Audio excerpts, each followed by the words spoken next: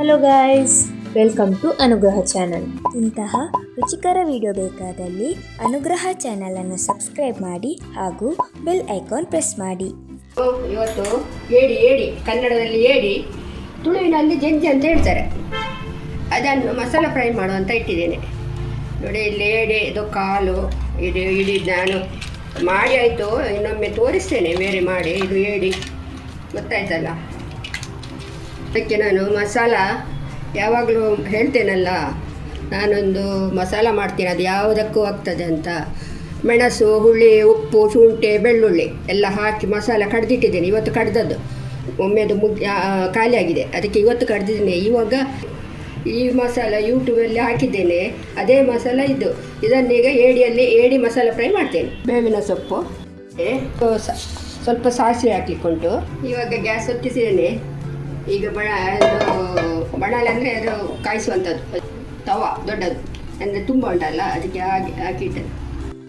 ಇವಾಗ ತೆಂಗಿನ ಎಣ್ಣೆ ಹಾಕ್ತಾ ಇದ್ದೇನೆ.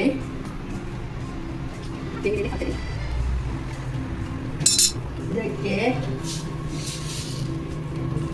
2 ಸಾಸಿವೆ,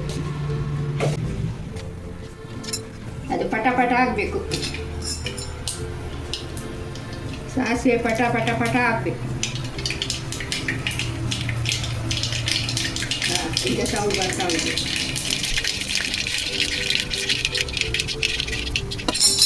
ಸಾಸಿವೆ ಪಟ ಆಯಿತು. ಈಗ ಸ್ವಲ್ಪ ಬೆಳ್ಳುಳ್ಳಿ ಹಾಕ್ತೇನೆ.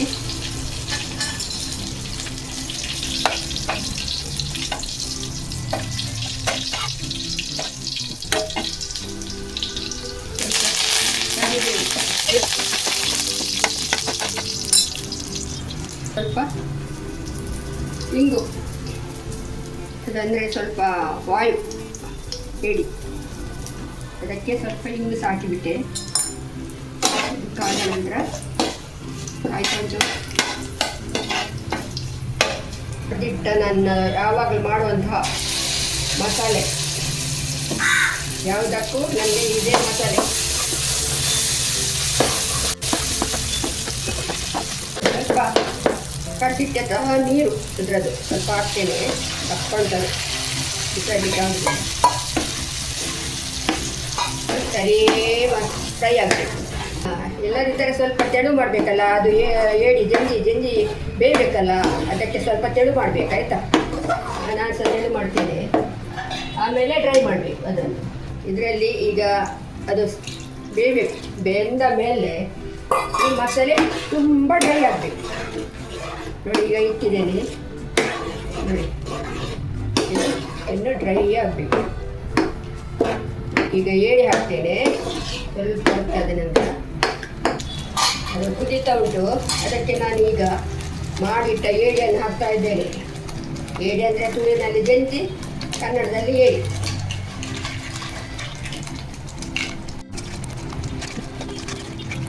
ತುಂಬ ಉಂಟಲ್ಲ ಏಡಿ, ಅದಕ್ಕೆ ಸ್ವಲ್ಪ ಮಸಾಲೆ ಜಾಸ್ತಿಯೇ ಹಾಕಿ.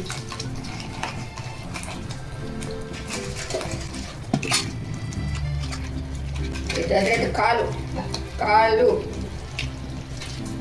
ದೊಡ್ಡ ಕಾಲು ಉಂಟು. ಒಳ್ಳೆಯದಲ್ಲ ಇದು ಕಡಲಲ್ಲಿ ಬರುವಂತಹ ಏಡಿ.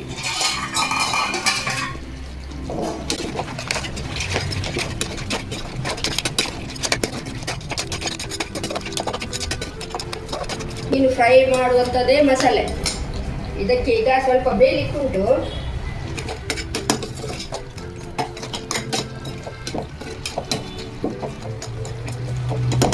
ಹಾಕ್ತೇನೆ, ಸ್ವಲ್ಪ ಬೇಯಲಿಕ್ಕುಂಟು. ಬೆಂದ ಮೇಲೆ ಹೇಳ್ತೇನೆ. ಏಡಿ ಬೆಂದಿದೆ ನೋಡುವ.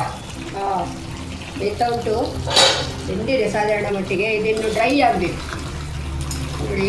ನೀರು ಉಂಟಲ್ಲ, ಅದೆಲ್ಲ ಡ್ರೈ ಆಗೋ ತನಕ ಇದನ್ನು ಇದು ಮಾಡಬೇಕು, ಆಚೆ ಮಾಡಿ ಹಿಡಿಸಬೇಕು.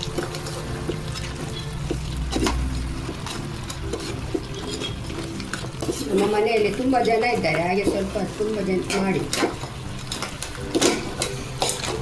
ಇನ್ನು ಈ ನೀರು ಉಂಟಲ್ಲ, ಈ ನೀರು ಅದಕ್ಕೆ ಸರಿ ಡ್ರೈ ಆಗಬೇಕು. ಅಷ್ಟರ ತನಕ ಇದನ್ನು ತಿರುಗಿಸ್ಬೇಕು.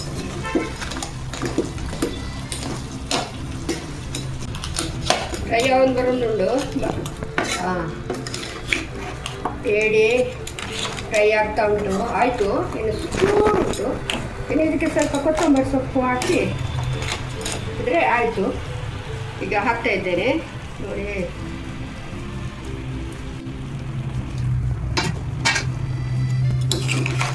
ಚೂರು ಡ್ರೈ ಆದರೆ ಆಯಿತು. ನೆಂಟರಿದ್ದಾರಲ್ಲ ಅದಕ್ಕೆ ಮಾಡೋದು.